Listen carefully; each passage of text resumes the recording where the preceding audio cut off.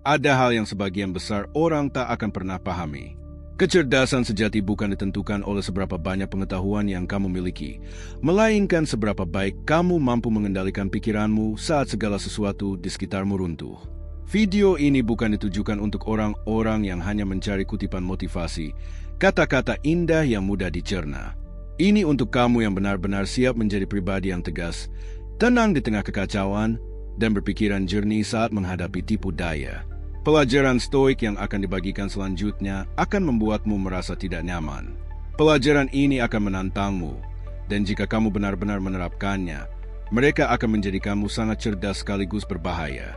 Sebab, saat kamu belajar untuk tidak bereaksi secara impulsif, berpikir dulu sebelum berbicara, serta mengamati tanpa memperlihatkan emosi, kamu menjadi sosok yang sulit diprediksi.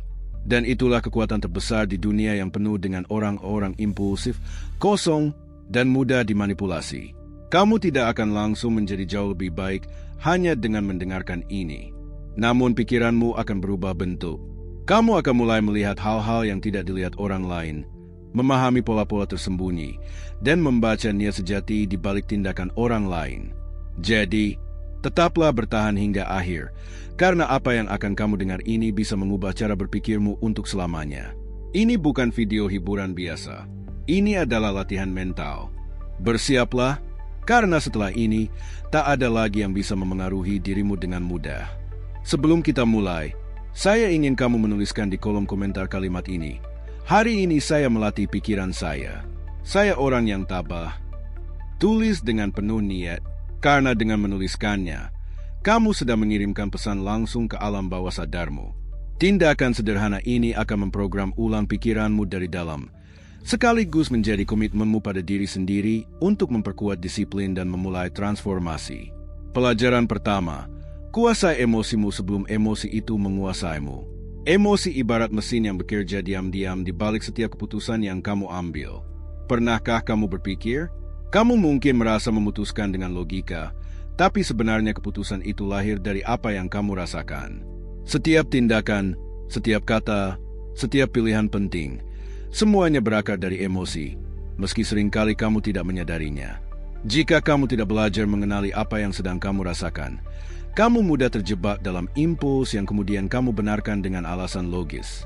Itulah alasan mengapa seringkali kamu menyesal. Karena yang berbicara bukan logika, melainkan emosi.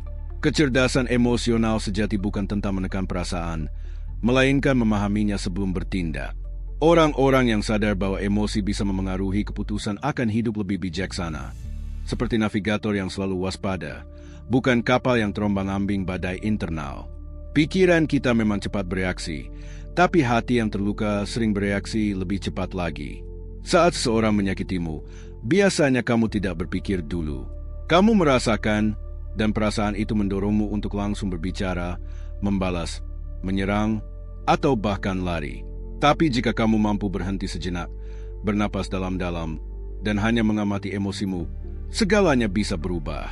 Kemarahan dan kesedihan mungkin tidak langsung hilang, tapi kamu tidak lagi diperbudak olehnya. Kamu menjadi pengamat atas kondisi emosionalmu sendiri. Dan itulah bentuk kekuatan yang luar biasa. Banyak orang hidup dikuasai oleh perasaan mereka, bukan oleh pikiran. Namun saat kamu memilih untuk lebih sadar terhadap apa yang terjadi di dalam dirimu, kamu mulai merebut kembali kendali atas hidupmu. Kamu akan menjawab dengan bijaksana, bukan sekadar bereaksi terhadap rasa sakit. Stoicisme mengajarkan bahwa pikiran harus menjadi tuan, bukan budak. Kebijaksanaan lahir dari mengamati emosi tanpa terjebak di dalamnya, sambil tetap mempertahankan kekuatan batin di tengah kekacauan. Para filsuf seperti Seneca, Epictetus, dan Marcus Aurelius mengingatkan kita bahwa tak ada yang bisa menyakitimu jika kamu tidak mengizinkannya. Itulah kebebasan sejati, tidak diperbudak nafsu, tapi memiliki kendali penuh atas pikiranmu. Setiap kali kamu memberi jeda sejenak sebelum merespons, kamu sedang memperkuat kebebasan itu. Saat kamu bisa bernapas dan berkata dalam hati, "Saya sedang marah, saya sedih, saya takut," kamu sudah memisahkan diri dari impuls tersebut. Kamu memberi nama pada perasaanmu, dan kamulah yang mengendalikannya. Emosi tidak lagi menjadi kekuatan buta yang mengatur hidupmu, melainkan pesan yang bisa kamu pahami. Mungkin kemarahanmu menandakan luka, Kesedihan menunjukkan kehilangan. Ketakutan mengisyaratkan kurangnya kepercayaan diri. Jika kamu mendengarkan tanpa menghakimi, kamu akan menemukan bahwa setiap emosi datang untuk mengajarkan sesuatu tentang dirimu. Hindari mengambil keputusan saat jantungmu berdegup kencang. Emosi bisa mendistorsi persepsi dan membuatmu melihat musuh yang sebenarnya tidak ada. Ini mendorongmu mengucapkan hal-hal yang tidak kamu maksud atau menyerah pada sesuatu yang masih berharga. Tunggulah, beri waktu agar gelombang emosi surut. Saat pikiranmu tenang kembali, kebenaran akan muncul. Memutuskan dalam ketenangan berarti memutuskan dengan kejelasan. Dan saat berdebat dengan seseorang, jangan hanya mendengar kata-katanya, dengarkan juga emosinya. Mungkin dia bukan menyerangmu, melainkan meminta pengertian. Mungkin dia tidak bermaksud menyakiti, hanya sedang membela lukanya sendiri. Jika kamu belajar melihat lebih dalam dari permukaan, kamu bisa terhindar dari banyak pertengkaran yang tidak perlu. Kamu tidak harus memenangkan argumen. Yang terpenting adalah menjaga kedamaian batinmu. Ulangi dalam hati, saya memilih respon saya, bukan reaksi saya. Kalimat ini bisa mengubah hidupmu. Karena saat kamu memilih respons, kamu memilih arah tujuanmu. Kamu tidak lagi hidup di bawah kuasa ledakan emosi, melainkan dipandu oleh kesadaran. Hasilnya adalah putusan yang lebih jernih, lebih bijak, dan hati yang lebih damai. Ini bukan berarti kamu berhenti merasakan, tapi kamu tahu kapan harus bertindak dan kapan harus melepaskan. Saat kamu mencapai tahap ini, tak ada emosi yang bisa menguasaimu lagi, karena kamu telah belajar mengatur diri sendiri. Pelajaran kedua, pahami bahwa setiap orang bertindak demi kepentingan pribadinya. Ini bukan sikap pesimis, melainkan realitas yang harus kita terima. Setiap orang melakukan sesuatu karena mereka yakin itu baik bagi dirinya sendiri. Tak ada tindakan yang benar-benar tanpa motif pribadi. Kadang motif itu adalah mencari persetujuan, cinta, rasa aman, atau pengakuan. Bahkan tindakan yang tampak mulia seringkali memiliki motivasi pribadi di baliknya. Ini tidak membuat orang tersebut jahat. Mereka hanya manusia biasa. Setiap kata, setiap gerakan berasal dari kebutuhan internal. Ketika kamu memahami ini, kamu akan berhenti menganggap segala sesuatu sebagai serangan pribadi dan mulai melihat dengan lebih bijaksana. Kamu akan menyadari bahwa kebanyakan orang tidak bermaksud menyakitimu. Mereka hanya berusaha memenuhi versi kebahagiaan mereka sendiri. Memahami motivasi manusia tidak membuatmu dingin, justru membuatmu lebih sadar. Kebodohan bukanlah kebaikan, melainkan kurangnya pengamatan. Mengharapkan kemurnian mutlak dari tindakan orang lain hanya akan membawa kekecewaan. Jika kamu belajar melihat dengan jernih, kamu akan menemukan bahwa dunia ini bukan penuh pengkhianatan, melainkan penuh kepentingan. Semua orang berjuang untuk bertahan, maju, atau merasa lebih baik dengan caranya masing-masing. Ketika seseorang bertindak egois, seringkali itu bukan karena niat jahat, melainkan karena ketakutan atau keterpaksaan. Memahami hal ini akan membebaskanmu. Kamu bisa memaafkan tanpa membenarkan, melindungi diri tanpa menjadi keras. Stoisisme mengajarkan bahwa sifat manusia memang kompleks, tapi dapat diprediksi. Para filsuf seperti Seneca, Epictetus, dan Marcus Aurelius menjelaskan bahwa orang bijak tidak mengharapkan kesempurnaan dari siapapun, karena setiap orang bertindak berdasarkan penilaiannya sendiri tentang apa yang benar. Bagi mereka, memahami motivasi manusia adalah kunci untuk hidup harmonis dan menghindari penderitaan yang tidak perlu. Ketika seseorang bertindak mengecewakanmu, tanyakan satu pertanyaan sederhana. Apa yang dia dapatkan dari ini? Mungkin dia ingin merasa penting, mengendalikan situasi, atau sekadar menghindari rasa sakit. Jangan buru-buru menghakimi, amati saja. Pola perilaku sering lebih jujur daripada kata-kata. Orang mungkin berjanji banyak, tapi seiring waktu, tindakanlah yang mengungkap niat sejati. Kunci untuk berinteraksi dengan bijak adalah melihat melampaui kata-kata dan mengamati perilaku. Ini bukan berarti hidup penuh curiga, melainkan hidup dengan kesadaran. Bukan berpikir semua orang memanfaatkanmu, tapi memahami bahwa setiap orang punya kepentingan seperti kamu juga. Dan itu wajar selama pertukarannya adil. Hubungan sehat terbangun saat kedua belah pihak merasa diuntungkan. Ada saling menghormati, timbal balik, dan kejujuran. Mengharapkan altruisme mutlak hanya akan membuatmu frustrasi, karena kebanyakan orang bertindak demi kebutuhan mereka sendiri, meski tak selalu diakui. Bernegosiasi secara cerdas berarti memahami motivasi orang lain tanpa melupakan kebutuhanmu sendiri. Jika kamu tahu apa yang mereka inginkan, kamu bisa berkomunikasi lebih baik, mencapai kesepakatan yang seimbang, dan menghindari konflik yang tak perlu. Tidak semua tindakan manipulatif, kadang hanya karena kurangnya kesadaran. Tapi jika kamu mengembangkannya, kamu akan mendapat keuntungan. Terima kebaikan tulus dengan syukur, tapi jangan mengidealkannya. Tidak semua orang punya niat murni, tapi tidak semua kepentingan itu negatif. Ada yang berbuat baik karena merasa puas membantu. Itu pun bentuk kepentingan pribadi yang positif. Belajar membedakan nuansa ini memberimu kedamaian. Kamu berhenti mengharapkan kesempurnaan dari orang lain dan mulai melihat mereka apa adanya. Manusia yang penuh kontradiksi, didorong oleh keinginan dan ketakutan, sama seperti kamu. Ketika kamu memahami bahwa setiap orang bertindak demi apa yang mereka anggap terbaik bagi diri sendiri, pengkhianatan tak lagi mengejutkanmu. Ketidakpedulian pun tak banyak merugikan. Kamu melihat keseluruhan gambar dengan tenang. Kamu tak lagi membuang waktu bertanya-tanya, mengapa dia melakukan ini padaku? Pertanyaan sederhana itu mengubah pendekatanmu dari rasa sakit menjadi pengertian. Hasilnya adalah kejelasan. Kamu melindungi diri lebih baik, memilih lebih cerdas, dan membangun hubungan yang lebih adil. Kamu tak lagi memberikan kepercayaan secara membabi buta, tapi juga tidak menutup diri dari dunia.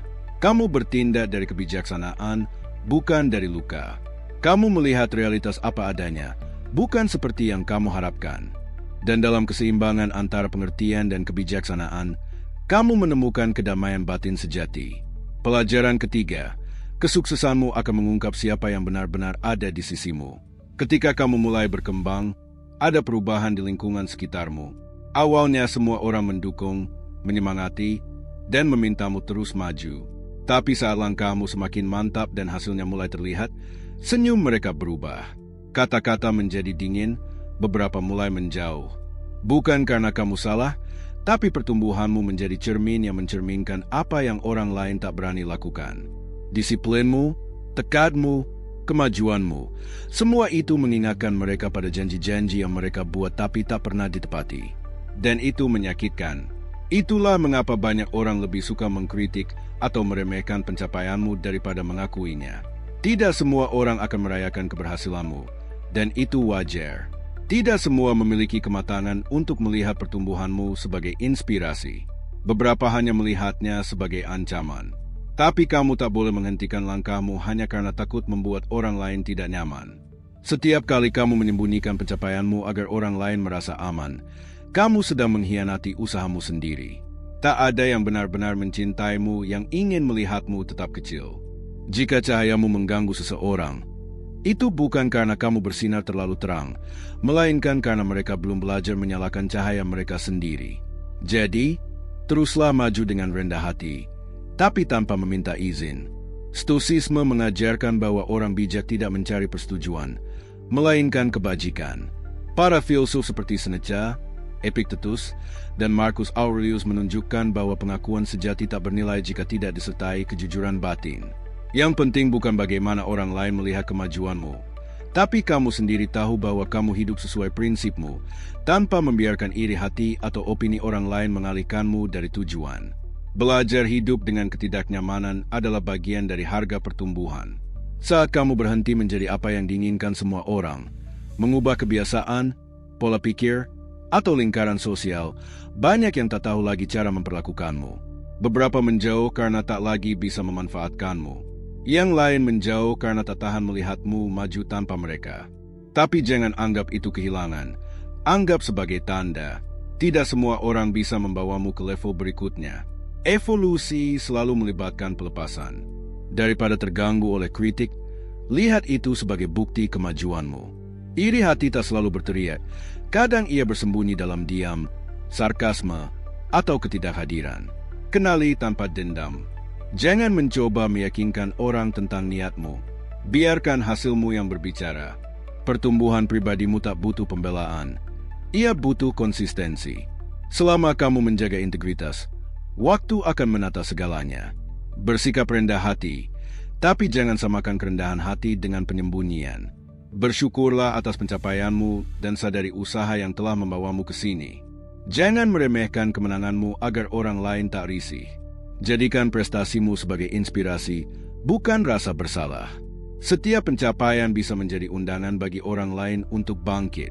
Jika kamu tetap tenang dan tak jatuh ke dalam kesombongan, gunakan iri hati orang lain sebagai bahan bakar. Setiap komentar negatif bisa mengingatkanmu alasan kamu memulai. Setiap ketidakhadiran mengajarkanmu untuk lebih mandiri. Saat kamu tak lagi mencari persetujuan, kamu menemukan kebebasan yang jarang diketahui orang. Kamu bergerak maju tanpa menoleh ke belakang, hidup dengan tujuan bukan rasa bersalah. Siapa yang bersuka cita atas kesuksesanmu layak berada di sisimu.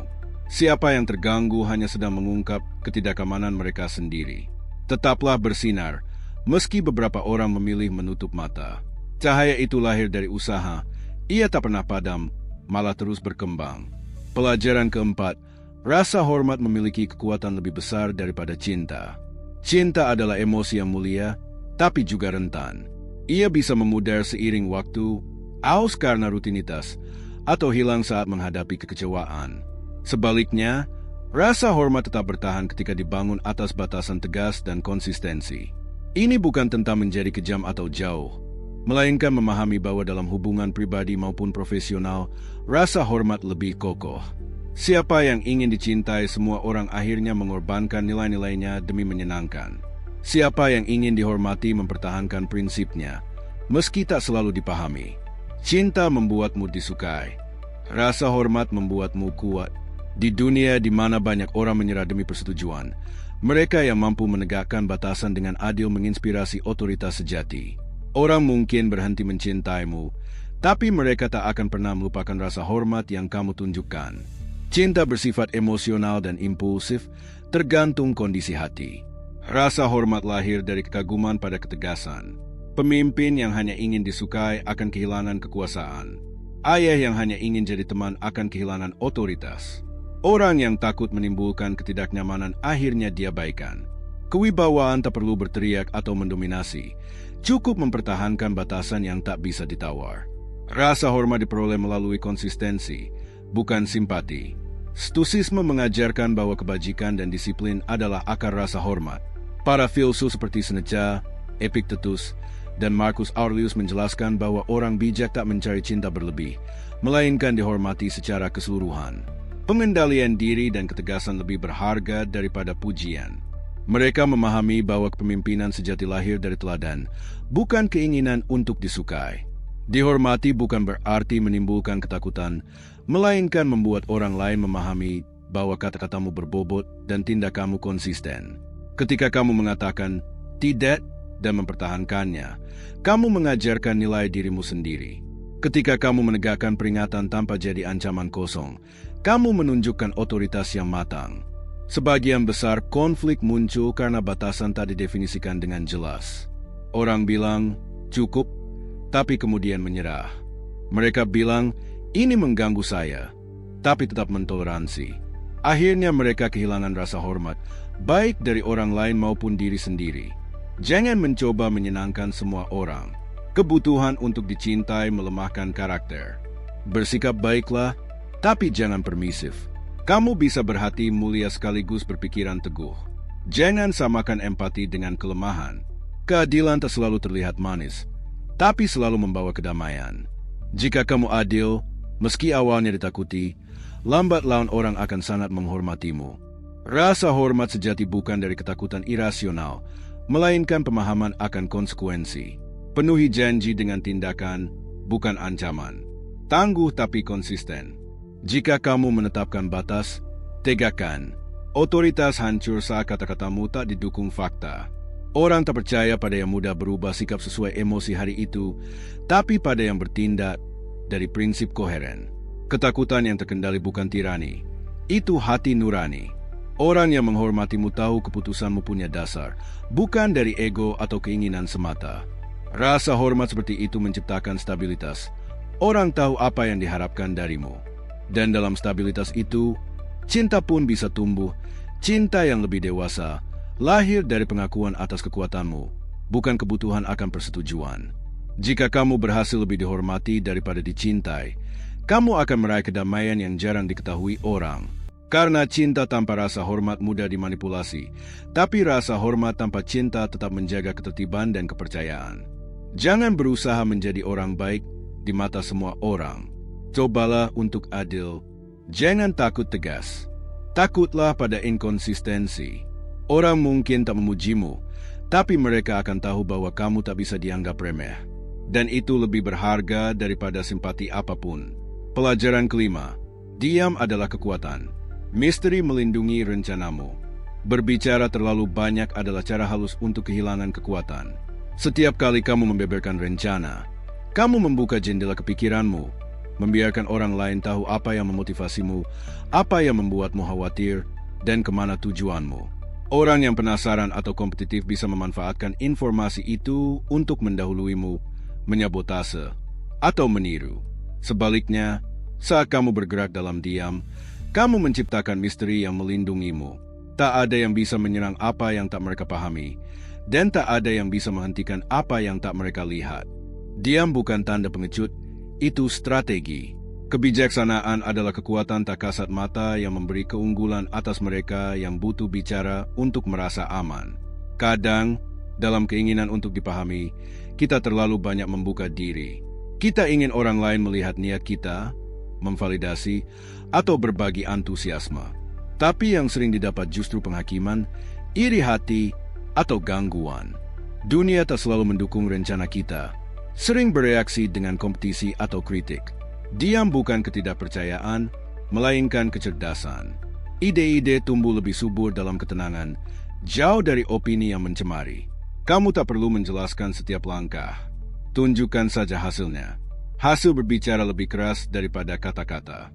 Stoisisme mengajarkan bahwa orang bijak mengendalikan ucapan dan lebih banyak mengamati daripada mengekspresikan. Para filsuf seperti Seneca, Epictetus, dan Marcus Aurelius mengingatkan bahwa menguasai lidah menunjukkan pengendalian diri, dan diam bisa menjadi kebajikan jika digunakan dengan sengaja. Menurut mereka, berbicara sedikit bukan menjauh, melainkan bertindak bijak, karena setiap kata yang keluar tak bisa ditarik kembali. Dia memberi ruang untuk mendengar. Saat kamu mengamati tanpa intervensi, kamu melihat apa yang orang lain lewatkan. Orang sering memberontak saat merasa tak diperhatikan. Dalam percakapan, yang paling sedikit bicara sering paling memahami. Kamu tak perlu mengisi kekosongan dengan kata-kata untuk menunjukkan kekuatan. Kadang kepemimpinan sejati justru terpancar dari ketenangan yang menenangkan. Orang yang tak merasa perlu menjelaskan diri akan memancing rasa hormat. Berbicara lebih sedikit, bertindak lebih banyak. Itulah aturan emas. Tindakanmu lambat laun lebih meyakinkan daripada argumen. Saat orang lain melihatmu maju tanpa tahu caranya, itu melahirkan kekaguman atau ketakutan. Keduanya bentuk penghormatan. Jangan jelaskan rencana, karena itu membuka pintu bagi penghakiman. Jaga apa yang kamu bagikan, terutama pada yang tak punya kapasitas atau niat membantu mewujudkannya. Tidak semua telinga layak mendengar ide-ide hebatmu. Gunakan diam sebagai alat, bukan tempat bersembunyi.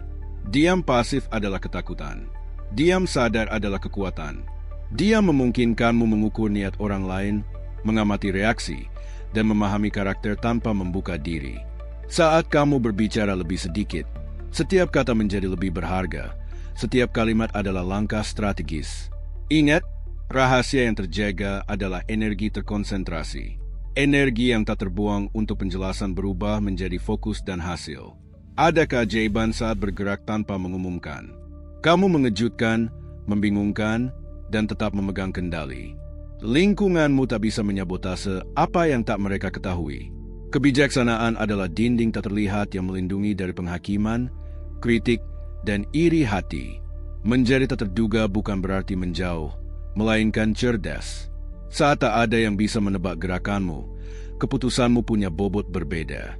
Kamu dihormati karena bertindak dari strategi, bukan emosi. Kamu bicara saat perlu, diam saat bijak. Perpaduan ketenangan dan presisi membuatmu sulit ditembus. Pelajaran ke-6, jauhkan musuhmu dekat dan biarkan mereka bingung. Kebingungan bisa menjadi pertahanan terbaik jika digunakan dengan cerdas. Tak semua konflik harus diselesaikan dengan konfrontasi langsung. Kadang cara terbaik menang adalah melucuti lawan tanpa mereka sadari. Saat pesaingmu tak paham niatmu, mereka lumpuh karena manusia takut pada yang tak bisa diprediksi. Jika mereka tak tahu langkah selanjutmu, mereka tak tahu cara menyerang. Ketidakpastian membuat mereka menghabiskan energi dalam keraguan dan kesalahan. Saat mereka sibuk mengartikan tindakanmu, kamu terus maju dalam diam. Tak perlu mengumumkan rencana atau menunjukkan niat. Tetap tenang dan biarkan kebingungan bekerja untukmu. Tak selalu perlu menyingkirkan ancaman. Kadang lebih berguna menyimpannya dekat. Orang yang mengkritikmu justru mengungkap ketidakamanan, gaya bicara, dan kelemahannya. Informasi berharga. Jika kamu tetap tenang dan jeli, kamu bisa belajar banyak tentang siapa yang ingin melihatmu jatuh. Ketakutan mereka sering mengkhianati sebelum bertindak. Saat seseorang mencoba menyakitimu tapi tak paham gerakanmu, kecemasan mereka muncul. Mereka ciptakan teori dan rumor, lalu kelelahan sendiri. Sementara kamu terus maju dengan mantap, tanpa emosi, tanpa penjelasan. Stoicisme mengajarkan bahwa pengendalian emosi adalah akar kekuatan. Para filsuf seperti Seneca, Epictetus, dan Marcus Aurelius menunjukkan bahwa menguasai pikiran berarti menguasai lingkungan. Tetap tenang di tengah kacauan yang membingungkan orang impulsif. Orang bijak tak buru-buru bereaksi atau menunjukkan gangguan, karena tahu keseimbangan jiwalah yang menciptakan kebingungan bagi lawan. Jadi, jangan tunjukkan dendam atau amarah. Saat seseorang menyakitimu dan kamu bereaksi, kamu memberinya kekuatan. Kemarahanmu mengungkap strategi dan titik lemahmu. Ketenangan justru melucuti. Tak ada yang lebih membingungkan daripada kesopanan di tengah permusuhan. Jika seseorang iri padamu, perlakukan dengan hormat, bukan karena dia pantas, tapi karena kenanganmu adalah tembok tak tertembus. Orang yang menanti reaksimu tapi tak mendapatkannya akan kebingungan. Kebingungan itu adalah kemenangan diam-diammu. Berikan informasi ambigu. Jangan jelaskan, benarkan, atau ungkap niat sejati. Katakan secukupnya, tapi tak pernah kelebihan. Saat kamu bicara terlalu banyak, kamu beri petunjuk. Saat diam, kamu paksa mereka berimajinasi, dan imajinasi bisa jadi sekutu terbaik karena ketakutan tumbuh dari keraguan. Gunakan ambiguitas dengan bijak, bukan untuk manipulasi, tapi perlindungan. Lebih banyak mengamati daripada bicara. Di setiap gerakan, nada suara, ada tanda yang orang lain lewatkan. Pengamat sabar selalu unggul atas yang impulsif. Jaga jarak emosional agar kamu bisa melihat jelas. Kebingungan bukan hanya senjata keluar, tapi penghalang internal dari drama orang lain. Gunakan ketidakpastian orang lain sebagai cermin. Kadang ketegangan mereka tunjukkan kekuatan sekaligus kerentananmu. Ubah pandangan kritis jadi kesempatan perbaikan. Jika kamu bisa baca ketakutan orang lain, kamu tahu kapan maju dan kapan menunggu. Kebingungan, jika dikelola baik, adalah tatanan strategis. Hasilnya, kamu jadi tak terduga. Dan yang tak terduga memaksa rasa hormat. Saat kamu tak bereaksi, tak menjelaskan, bertindak dari ketenangan, orang lain kehilangan kendali. Bukan karena kamu menguasai mereka, tapi mereka menghancurkan diri sendiri saat mencoba memahamimu. Kamu ubah konflik jadi keuntungan. Kebingungan dari keseimbangan bukan menghancurkan. Ia melindungi, mengintimidasi, dan menghemat energimu. Siapa yang belajar tak mudah terurai, belajar bebas. Kekuatan terbesar bukan mengendalikan orang lain, tapi tak dikendalikan oleh mereka. Saat mencapai titik ini, pikiranmu jadi perisai terbaik, tak tertembus, hening, dan sangat damai. Pelajaran ketujuh, kerendahan hati adalah kamuflase yang ampuh. Bertindak sederhana di luar saat merencanakan hal besar adalah strategi terkuat di dunia yang semua orang ingin terlihat. Kekuatan sejati dimiliki mereka yang tahu cara tak diperhatikan. Kesombongan menarik perhatian, tapi juga persaingan dan iri hati. Kerendahan hati memadamkan kecurigaan, membuka pintu, dan memungkinkanmu maju tanpa hambatan. Kamu tak perlu mengumumkan apa yang sedang dikerjakan atau mengapa itu berharga. Bekerja dalam diam, tanpa pamer, adalah persiapan terbaik. Setiap langkah tanpa pengumuman memperkuatmu. Saat akhirnya hasil terlihat, dampaknya lebih besar karena tak ada yang menduga. Saat orang lain bicara, kamu bertindak. Saat mereka pamer, kamu mengamati. Kebijaksanaan membuatmu tak terduga, sehingga tak terjangkau. Berpura-pura kecil bukan meninggalkan ambisi, melainkan bergerak cerdas. Saat tak membangkitkan iri, kamu bisa belajar dari semua orang, bahkan saingan.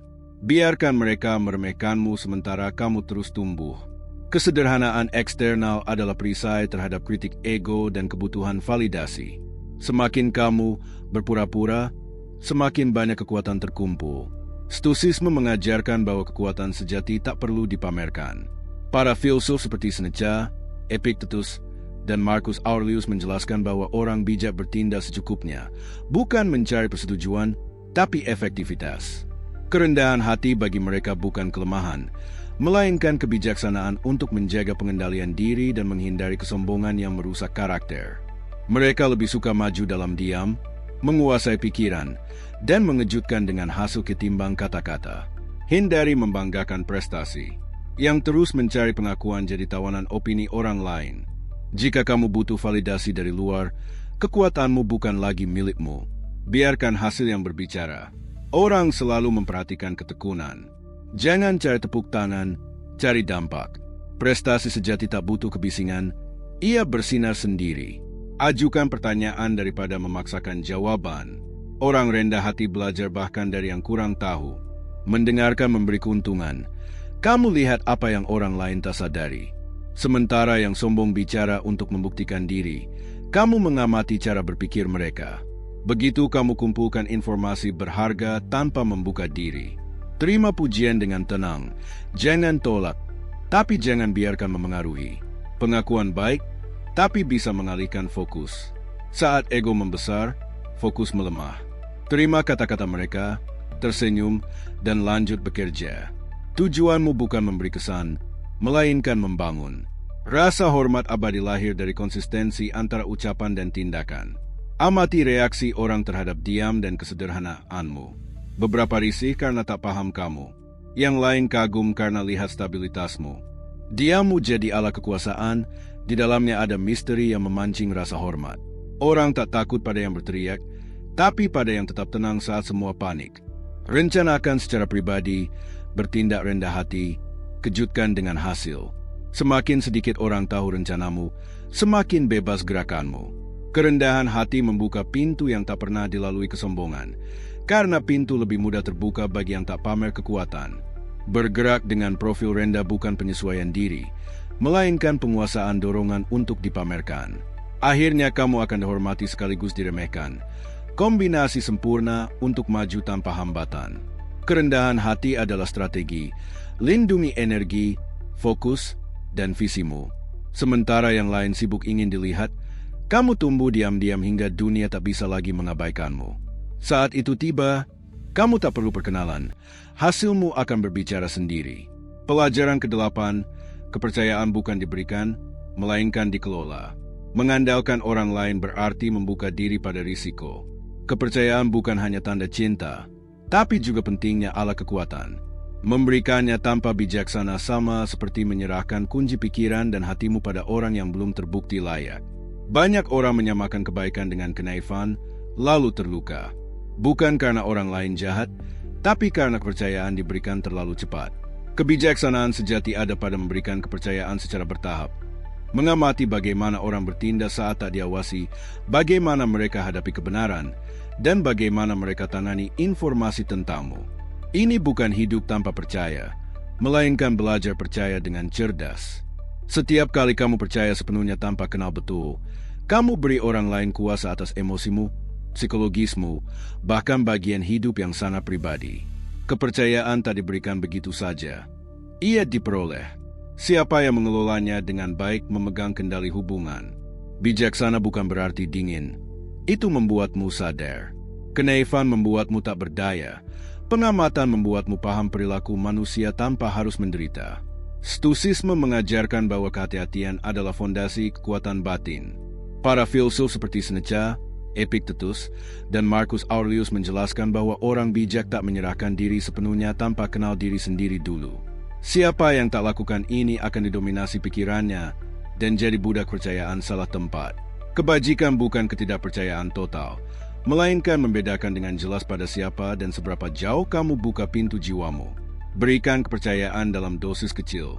Jangan langsung semua. Amati respon saat kamu beri sedikit dari dirimu, rahasia, emosi, kerentanan. Jika dijaga baik, lanjutkan. Jika disalahgunakan, kamu sudah tahu jawabannya. Ini bukan balas dendam, melainkan penilaian. Tes kecil ini ungkap karakter tanpa drama besar. Simpan selalu sebagian dirimu sebagai cadangan, bukan karena takut, tapi untuk jaga ruang tak terganggu. Setiap orang butuh sudut batin yang tak bisa diakses orang lain, tempat sunyi untuk berpikir tanpa pengaruh luar.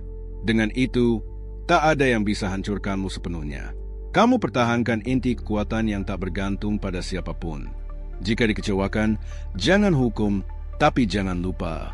Lupakan berarti undang pengulangan. Maafkan, tapi ingat pelajaran. Jangan pakai kebencian sebagai pemandu, pakai pengalaman sebagai kompas.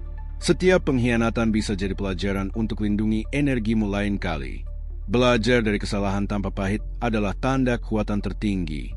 Bangun dulu kepercayaan pada diri sendiri.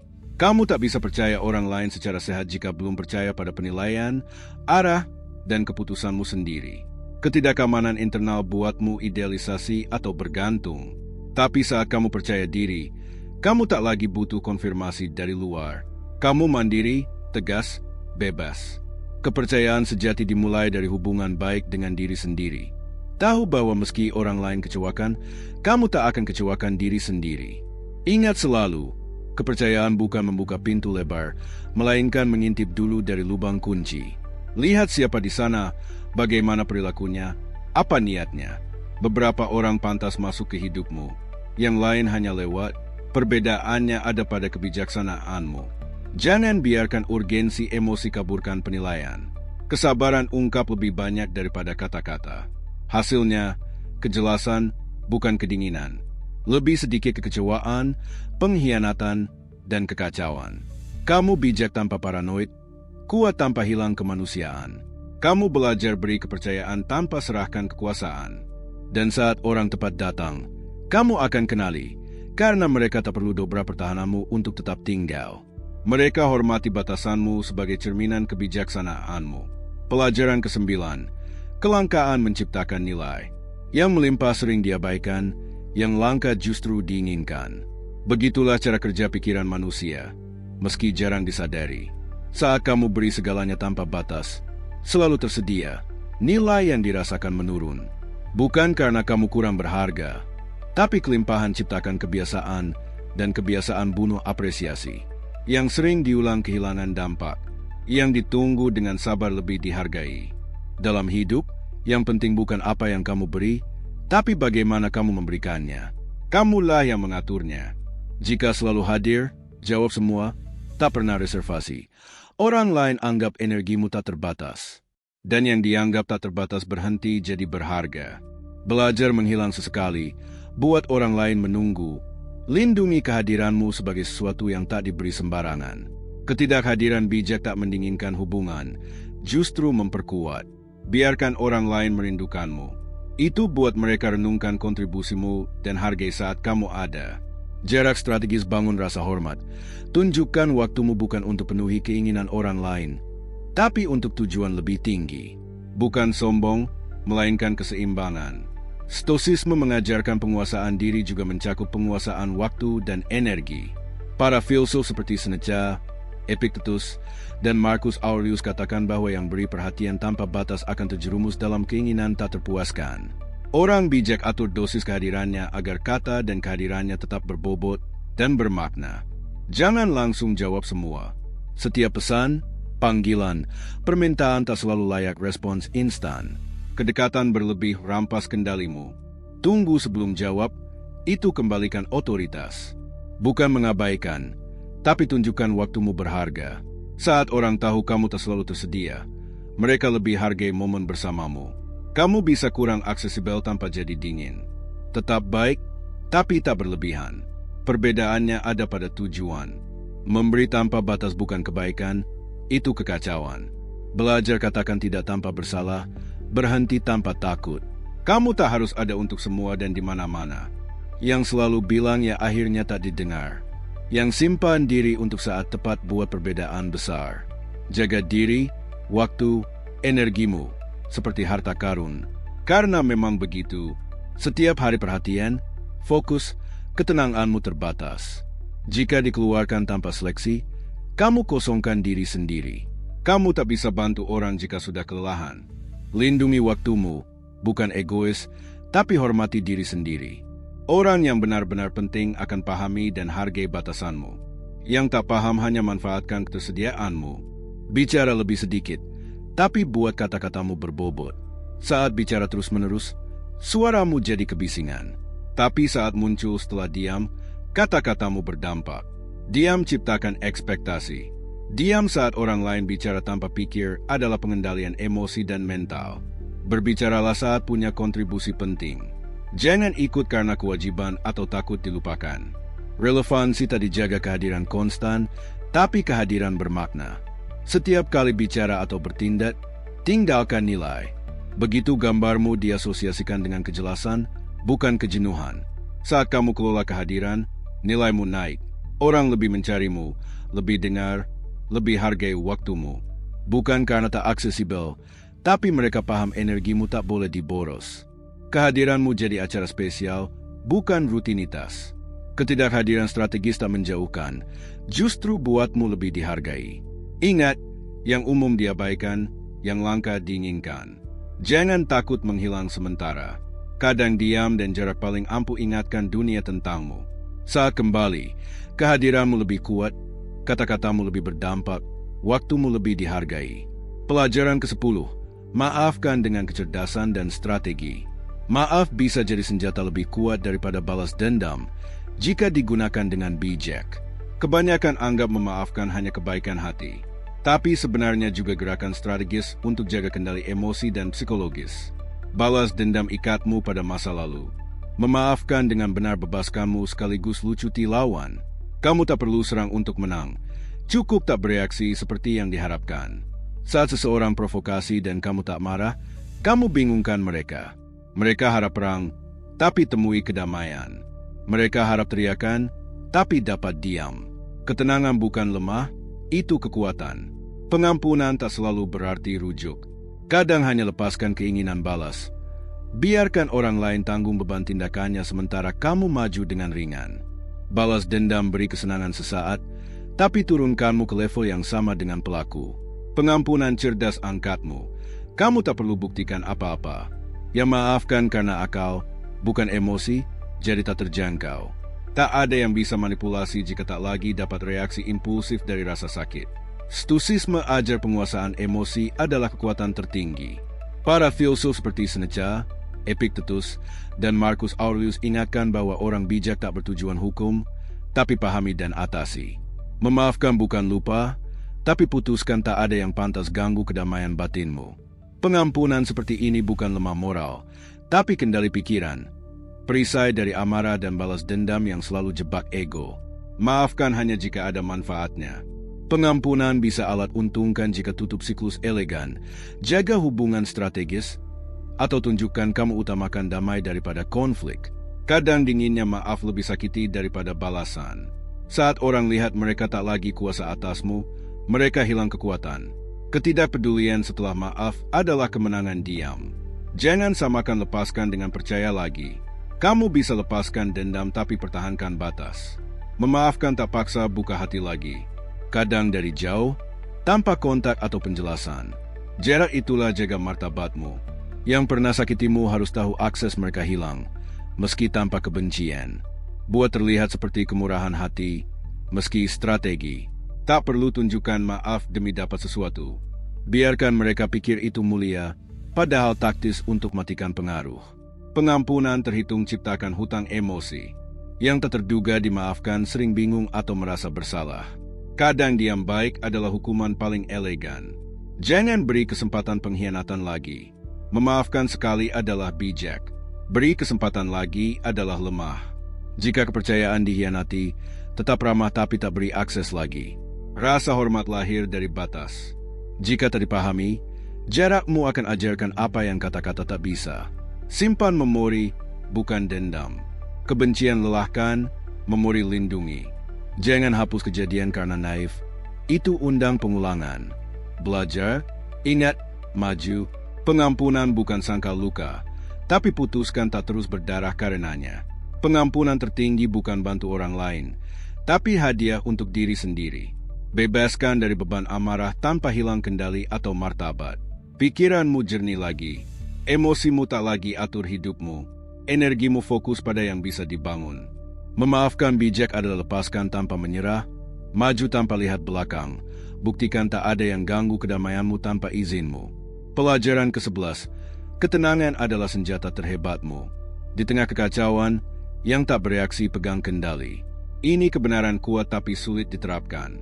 Saat semua kacau, teriakan memenuhi udara, provokasi datang, naluri ingin balas, bela diri, atau paksa kehendak. Tapi setiap reaksi emosional serahkan kekuatan. Yang berteriak, tunjukkan hilang kendali. Ketenangan bingungkan, gantikan, dan lucuti lawan, karena tak ada yang tahu cara hadapi yang tak bereaksi. Jaga tenang di konflik bukan lemah, tapi dominasi diri mutlak. Emosi kuat buat orang lain hilang kejelasan. Amarah kaburkan akal, takut lumpuhkan, sombong butakan. Ketenangan biarkan kamu lihat presisi apa yang orang lain lewatkan. Saat diskusi panas, kamu baca niat, antisipasi kata, dan hindari jebakan. Banyak konflik hanya jebakan emosional untuk curi energimu. Tak bereaksi berarti tak tersentuh. Tetap tenang buatmu tak tertembus. Stoicisme ajar kekuatan sejati ada pada kuasai pikiran sendiri, bukan kendali dunia luar. Para filsuf seperti Seneca, Epictetus, dan Marcus Aurelius katakan yang kuasai emosi tetap bebas meski dikelilingi kekacauan. Ketenangan bukan pasif, tapi tindakan tinggi. Respon sadar atas dorongan irasional. Seneca anggap ketenangan ekspresi kekuatan batin utama. Bernapas sebelum respons provokasi. Satu tarikan napas bisa bedakan perang dan damai. Jeda pisahkan dari impuls. Beri ruang pikir, kembalikan kendali. Mayoritas bereaksi tanpa pikir. Orang bijak amati, analisis, putuskan. Jeda kecil berulang seumur hidup buatmu tak lagi budak emosi orang lain. Bicara pelan meski orang lain teriak. Ketenangan suara tunjukkan otoritas. Nada rendah dan tegas pancarkan percaya diri. Tak perlu paksa lewat volume, tapi lewat kehadiran. Kata-kata tenang lebih meresap daripada teriakan, karena lahir dari kendali, bukan luapan. Jangan balas serangan dengan kata, balas dengan tindakan. Kadang diam plus aksi adalah pukulan terkuat. Jangan masuk medan emosional orang lain. Bawa ke medanmu koherensi. Biarkan hasil dan stabilitasmu jawab provokasi. Yang ingin debat inginkan reaksi. Jangan beri kepuasan itu. Deteksi apa yang dicari, perhatian, menyalahkan, atau reaksi. Saat seseorang coba singkirkanmu dari pusat, mungkin karena butuh kendali. Jika kamu lihat tujuannya, kamu tahu cara nonaktifkan. Kadang cukup hadapi tanpa ikut. Ketidakpedulian pada manipulasi adalah senjata elegan kendali diri. Marah buatmu prediksi. Tenang buatmu tak tertembus. Orang emosional tak stabil mudah dibaca, diprovokasi, dikuasai. Tapi yang tenang bikin semua bingung. Ketenangan hasilkan rasa hormat, dan rasa hormat adalah kuasa. Ketenangan bahasa otoritas. Saat tak bereaksi, kamu kendali tidak hanya momen, tapi arah hidupmu. Reaksi impulsif sering timbulkan penyesalan. Diam perkuat karakter. Ketenangan tak buatmu kurang manusiawi, justru lebih bijak. Jangan tinggikan suara, tinggikan kehadiran. Jangan menang argumen, kuasai diri. Di tengah kacauan, ketenangan tak hanya lindungi, tapi jadi mahkota. Pelajaran ke-12, jaga reputasimu sebagai harta paling berharga. Citramu adalah mata uang terkuat. Kamu bisa punya bakat, kebijaksanaan, niat baik, tapi jika reputasi lemah, semua bisa goyah. Dunia dipandu persepsi, bukan hanya realitas. Apa yang orang pikir tentangmu bisa buka atau tutup semua pintu. Satu kata salah, gerakan disalahartikan, tindakan tak dipikir matang, bisa rusak reputasi yang dibangun bertahun-tahun. Reputasi bukan kesombongan, itu strategi. Bukan hidup khawatir opini orang, tapi paham perilakumu komunikasikan identitasmu bahkan saat diam. Reputasi adalah baju besi tak terlihat yang ikutmu kemana-mana. Saat namamu disebut, perilaku masa lalumu berbicara. Citra solid bela diri tanpa penjelasan. Noda buruk yang tadi kelola buatmu target rumor dan hinaan. Orang bijak tak hanya peduli apa yang dikatakan, tapi bagaimana mengatakannya. Mereka tak bertindak impulsif, tapi dengan niat. Setiap kata, keputusan, ketidakhadiran, bangun atau hancurkan warisan. Stoisisme ajar keutamaan dan konsistensi pilar reputasi baik. Para filsuf seperti Seneca, Epictetus, dan Marcus Aurelius katakan karakter diukur dari catatan tindakan, bukan penampilan. Reputasi dilindungi integritas, baik di depan umum maupun pribadi. Pertahankan ketenangan sama saat dipuji atau dikritik. Selalu dipandu prinsip bukan emosi. Tepati janji, kata-katamu kontrak moral, penuhi kewajiban bangun kepercayaan. Gagal sekali saja tabur keraguan. Jangan janji berlebihan. Saat berjanji, buat kata-katamu suci. Dapat diandalkan beri kekuatan lebih dari pidato. Jangan bicara buruk orang lain. Itu ungkap lebih banyak tentangmu. Kritik destruktif tunjukkan insecurity, iri, atau dendam. Bicara buruk tak bantu, justru turunkanmu. Pertahankan keanggunan meski diprovokasi. Diskresi adalah hormat pada diri sendiri. Perbaiki kesalahan dengan tenang. Berbuat baik secara pribadi tanpa pamer. Orang hebat tak butuh tepuk tangan untuk adil. Saat salah, akui dengan sopan tanpa drama. Saat berbuat baik, jangan jadikan spanduk. Kebaikan tak butuh saksi, waktu akan kenali kamu. Hati-hati apa yang dibagikan dan perilaku di depan umum. Setiap tindakan tinggalkan jejak, setiap kata bisa dipakai untuk atau melawanmu. Tak perlu tunjukkan semua yang dilakukan atau jelaskan setiap langkah. Kadang keanggunan ada pada cadangan. Semakin sedikit beri diri pada rasa ingin tahu orang, semakin banyak daya dipertahankan. Jangan pernah debat dengan yang coba coreng nama baikmu. Diam adalah keanggunan sekaligus perisai. Membela putus asa buatmu tampak bersalah. Diam tenang tunjukkan kebesaran. Biarkan waktu dan tindakan bersihkan citramu. Orang bijak tak turun ke level yang ingin jatuhkan ke lumpur. Mereka tetap tenang. Biarkan kebenaran bicara sendiri. Citra terjaga dengan konsistensi jadi kekuatan diam. Buka pintu, inspirasi kepercayaan, hasilkan otoritas. Bukan hanya penampilan, tapi cerminan disiplin dan karakter. Reputasi aset diperoleh usaha sendiri. Warisan tak bisa dibeli atau dipalsu. Dibangun hari demi hari dengan kata, gerakan, pilihan. Saat kamu rawat, tak perlu paksa diri. Rasa hormat datang sendiri. Pelajaran ke-13. Berani lihat dirimu dengan kejujuran brutal. Mayoritas tak bisa terima kebenaran tentang diri sendiri. Lebih mudah salahkan luar, benarkan kegagalan, tutupi alasan, daripada hadapi tanggung jawab sendiri. Selama hindari konfrontasi internal, kamu terjebak penjara tak terlihat dengan dirimu sebagai sipir. Tak ada perubahan nyata sampai berani lihat diri tanpa hiasan, topeng, atau alasan pemanis. Kebebasan bukan lari dari sakit, tapi pahami itu. Yang berani lihat jujur berhenti lari dan mulai berubah. Lihat diri tanpa bohong adalah tindakan kekuatan. Kebanyakan lebih suka cerita menenangkan agar tak rasa bersalah atau malu. Tapi kebenaran datang bukan untuk permalukan, tapi murnikanmu. Setiap kali tolak akui kesalahan, kamu ulangi siklus. Ganti situasi, orang, tempat, tapi masalah tetap di dalam. Sampai buat diri bertanggung jawab, sejarah tak berakhir. Kritik diri saya tak hancurkan, justru bersihkan. Biarkan tinggalkan versi lama yang tahanmu. Buka jalan ke potensi sejati. Stoisisme ajar kebijaksanaan mulai dari pengetahuan diri. Para filsuf seperti Seneca, Epictetus, dan Marcus Aurelius katakan manusia harus periksa pikiran setiap hari. Identifikasi kesalahan, perbaiki tanpa takut atau kasihani diri. Kebenaran batin bukan hukuman, itu latihan. Hadapi tanpa hiasan adalah jalan kebebasan batin yang tak bisa dibebaskan kekuatan luar. Tanyakan, kebenaran apa yang kamu hindari? Bagian mana dirimu yang tahu perlu ubah tapi diabaikan?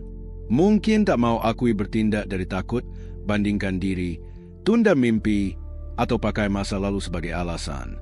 Tak ada kemajuan tanpa ketidaknyamanan. Hanya hadapi kelemahan langsung, kamu bisa ubah.